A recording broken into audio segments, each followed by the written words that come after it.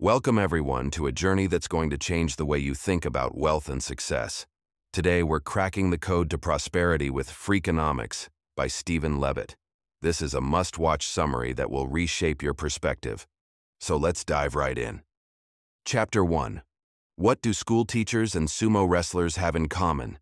In this intriguing opening chapter, Levitt explores the concept of incentives. He delves into the idea that people, whether they are schoolteachers or sumo wrestlers, respond to incentives in sometimes unexpected ways. By sharing stories from the world of sumo wrestling and education, Levitt demonstrates how financial and non-financial incentives can drive behavior. He argues that understanding these incentives is crucial for uncovering the truth about human motivations and actions. Levitt's captivating storytelling illustrates that incentives often dictate decision-making, challenging conventional wisdom about human behavior. Chapter 2. How is the Ku Klux Klan like a group of real estate agents?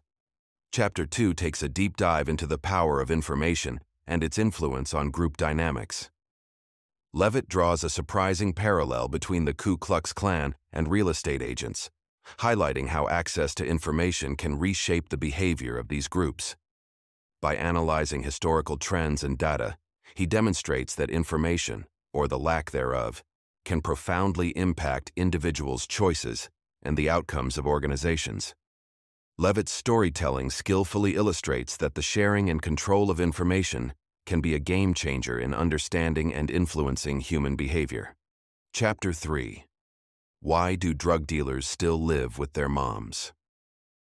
In this eye-opening chapter, Levitt shifts our focus to the world of drug dealing. He challenges common stereotypes by revealing that many drug dealers live with their mothers and earn less than minimum wage. Through economic analysis, Levitt explains that the risks and returns associated with the drug trade often drive individuals to make seemingly irrational choices. He emphasizes that understanding the economic forces at play is crucial for deciphering why people engage in illegal activities. Levitt's storytelling reveals the hidden economics behind drug dealing and questions our assumptions about the lives of those involved in the trade. Chapter 4. Where have all the criminals gone? Chapter 4 explores a fascinating phenomenon, the significant drop in crime rates in the United States during the 1990s. Levitt proposes a controversial hypothesis, suggesting that the legalization of abortion in the 1970s led to fewer unwanted children being born.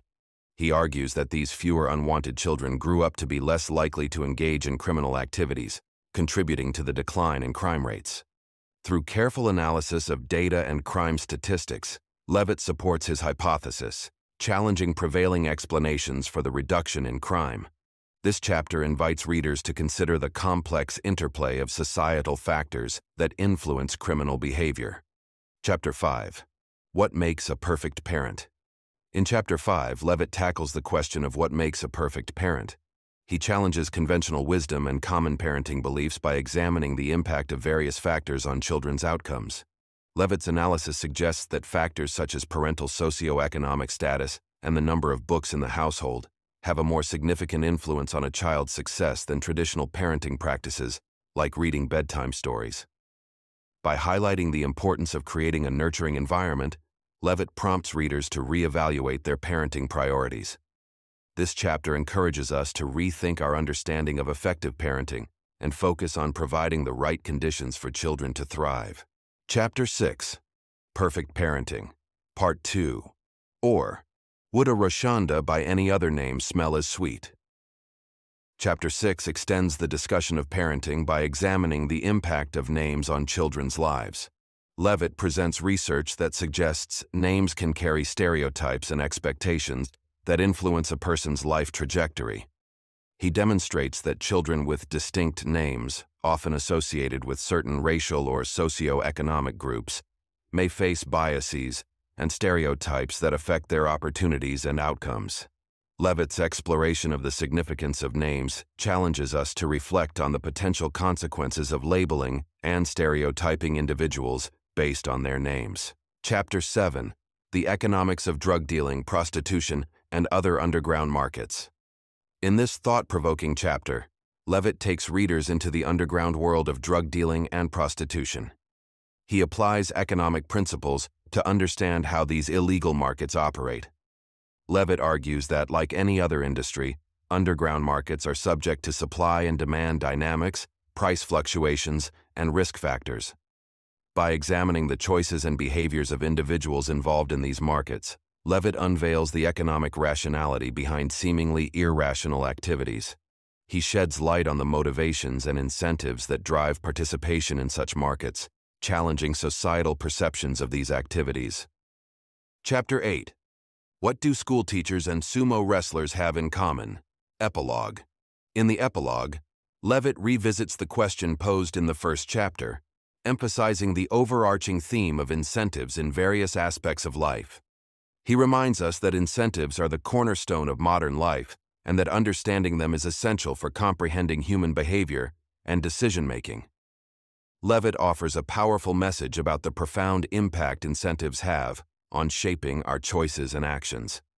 This chapter serves as a compelling conclusion to the book, highlighting the interconnectedness of seemingly unrelated phenomena. Accountability lessons. Now, let's talk about the accountability lessons we can draw from Freakonomics. Here are 3 key takeaways. Embrace the power of incentives. Understand how incentives drive behavior and use them strategically in your pursuits. Challenge conventional wisdom. Be willing to question assumptions and explore unconventional perspectives. Dive into data. Embrace a data-driven approach to decision-making and problem-solving. Leadership takeaways for our leadership takeaways. Foster curiosity. Encourage your team to think outside the box and explore unconventional ideas. Promote data literacy.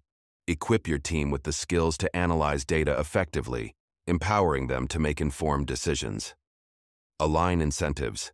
Ensure that your team's goals align with the right incentives to drive desired outcomes. There you have it, folks. Freakonomics is a treasure trove of insights that can revolutionize your approach to wealth and success. If you found this summary valuable, hit that like button, subscribe for more mind-blowing content, and remember, always stay all in and motivated to achieve your goals. Thanks for joining us on this journey through Freakonomics. Keep learning, keep growing, and keep achieving. See you in the next video.